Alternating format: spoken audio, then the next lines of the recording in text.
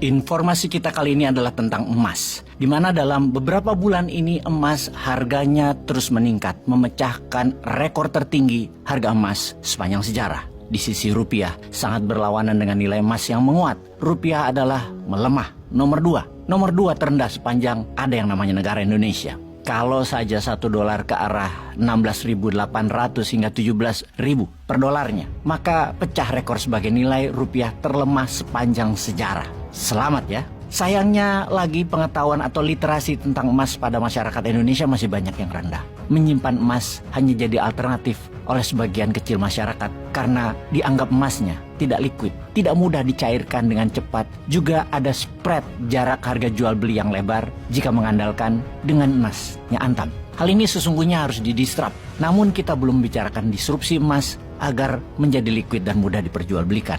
Nanti kita bicarakan di tempat yang lain. Sekarang kita ke harga emas yang mendekati harga 1,4 juta per gramnya. Sudah di harga 1,3 juta saat ini per gramnya. Dalam setahun ini harga emas sudah naik 17%. Bahkan dalam tahun 2024 ini saja harga emas sudah meningkat 7%. Apa yang menyebabkan harga emas meningkat tajam dalam tahun 2024 ini? Kita tahu semua hukum pasar, yaitu demand dan supply. Kalau demand meningkat, supply tetap, maka harga meningkat. Kalau demand naik, supply langka, maka harga naik sangat tajam.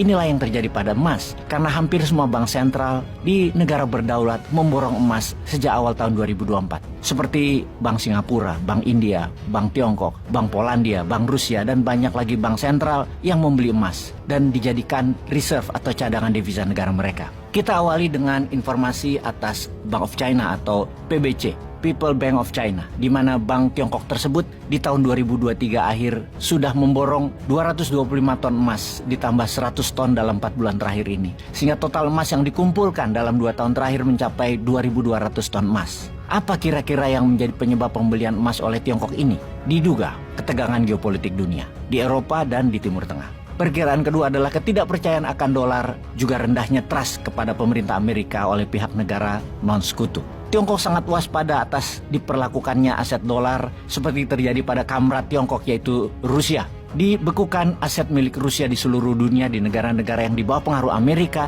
Nilai aset Rusia dalam dolar tersebut lebih kurang 300 billion dolar yang dibekukan. Karena itu Tiongkok harus waspada. Kejadian serupa bisa dilakukan oleh Amerika setiap saat kepada Tiongkok. Bayangkan, devisa Rusia atau foreign reserve Rusia ditahan di berbagai institusi keuangan barat atas perintah Amerika. Ini sangat mengganggu finansial Rusia di awalnya. Namun Rusia masih punya minyak bumi dan gas alam untuk menekan Eropa dan dunia. Sementara Tiongkok punyanya manufaktur bahan jadi yang gampang dikendalikan. Untuk itu, Tiongkok lebih aman memborong emas. Tiongkok sudah melihat gejala-gejala apa yang dilakukan oleh Amerika dalam beberapa tindakannya ke depan. Bahkan kehadiran Antony Blinken, menlunya Amerika kemarin ke Tiongkok, jelas-jelas mengancam Tiongkok untuk tidak cawe-cawe di Timur Tengah dan membantu Rusia. Ancaman Blinken dibalas keras oleh Xi Jinping dengan perkataan bahwa Amerika tidak boleh mengurusi urusan Tiongkok. Urus saja tuh Amerikamu sendiri. Dalam devisa negara Tiongkok, dolar Amerika senilai 3 triliun dolar atau 3.000 billion dolar sudah dimiliki.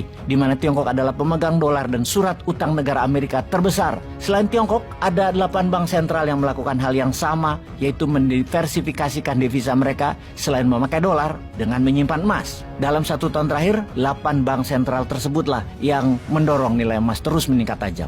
Bank mana aja itu? Bank sentral Turki, India, Kazakhstan, Tiongkok, Singapura, Cekoslovakia, Jordania, dan Polandia dengan rata-rata pembelian 2-5 ton per bulannya masing-masing. Setelah Tiongkok, India membeli dengan jumlah yang besar hingga cadangan emas di Bank Sentral India mencapai 850 ton atau senilai 50 billion dolar. Cadangan devisa India mencapai 700 billion dolar dalam cash. Secara jumlah cadangan emas dibandingkan dolar masih banyakkan dolar. Namun India berencana hingga 30% cadangan devisanya adalah emas. Demikian juga Tiongkok akan membuat cadangan emasnya mendekati 30% bahkan 40% dari devisa dolar mereka. Dari kedua negara tersebut masih terlihat akan terus memborong emas yang ada di pasaran dunia. Strategi memperbanyak macam devisa adalah merupakan strategi memperkecil resiko agar tidak terlalu bergantung kepada dolar Amerika.